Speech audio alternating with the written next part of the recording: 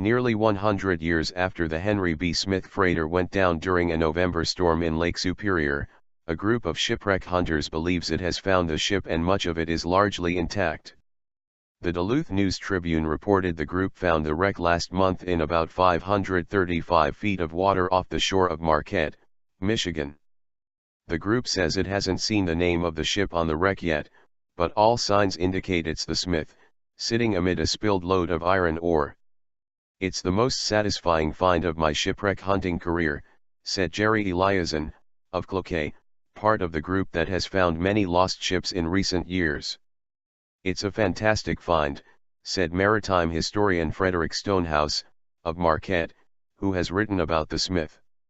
"I'm excited at the opportunity to look at the video and see if we can learn the cause of the wreck, to write the final chapter of the ship." The Henry B. Smith and its crew of 25 disappeared after sailing into the Great Lakes storm of 1913. The storm, one of the biggest on the lakes, wrecked more than a dozen ships and killed about 250 sailors.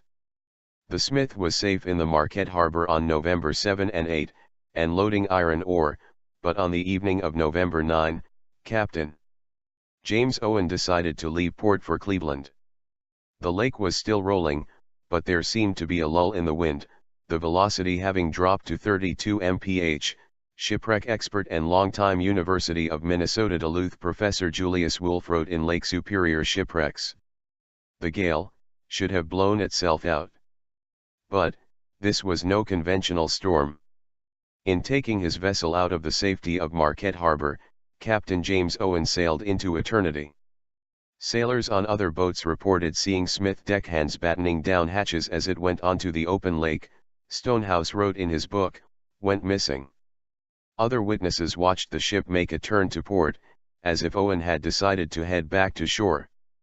Then the Smith vanished and entered Great Lakes lore as a ghost ship.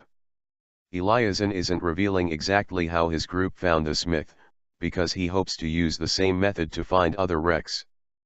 But he said it wasn't a case of merely running a grid pattern over the lake in hopes of getting lucky. He said the group used a culmination of hunches, research and data to pinpoint a specific search area. The data pointed them toward a possible wreck about 30 miles north of Marquette, and the hunters found the Smith just 20 minutes after dropping a sonar unit into the water. An underwater camera captured enough detail in videos and photos to convince the group that they found the Smith.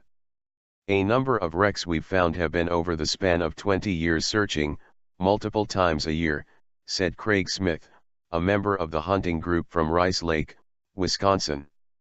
"Going and finding a wreck 20-some miles offshore in the span of a couple hours is extraordinary."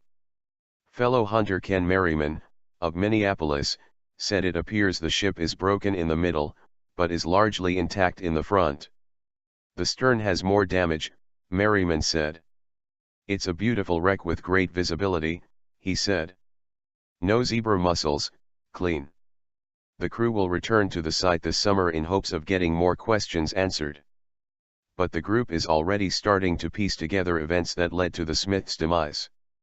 "It's very clear to me that this one appeared to have broken on the surface, spilled its iron ore contents over the bottom, and then landed on the iron ore," said Eliason, who had been considering retiring from wreck hunting partly because he wasn't expecting any more significant finds on Lake Superior. "This was a gift from the lake gods," Eliason said.